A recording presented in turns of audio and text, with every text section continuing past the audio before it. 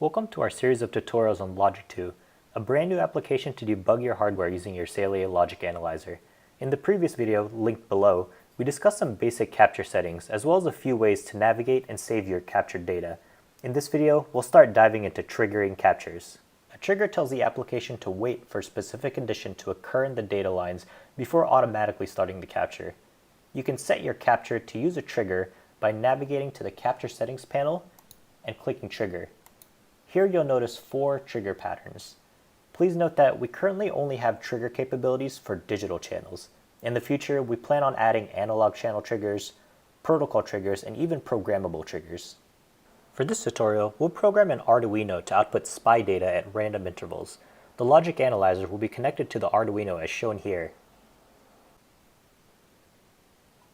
In this SPI example, our enable line will idle high when nothing is happening, and will transition low during data transmission.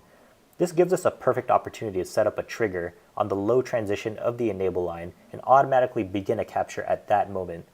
Let's go ahead and set the software to trigger on a falling edge and to look for this trigger condition on channel 0, which is connected to our SPI enable line. In addition to the trigger, you can also set low or high conditions for the other channels to further customize your trigger condition. We won't be using these in this example, but it can be useful in case you're looking to trigger on a more specific event that involves the logical state of the other channels. Let's scroll down and discuss a few more useful trigger settings. First, we'll set up our capture so that we record 1 second of data after the trigger. Next, we'll trim our pre-trigger data to the last 1 second.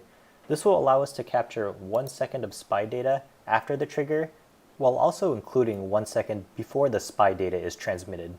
Now let's start the capture. Here you'll see a live view of the capture while the application looks for the trigger. Once the trigger condition is found, our capture continues recording for 1 more second, and the software will trim the capture for us as per our capture settings. You can further trim your capture by clicking on the Options button and Trim Data.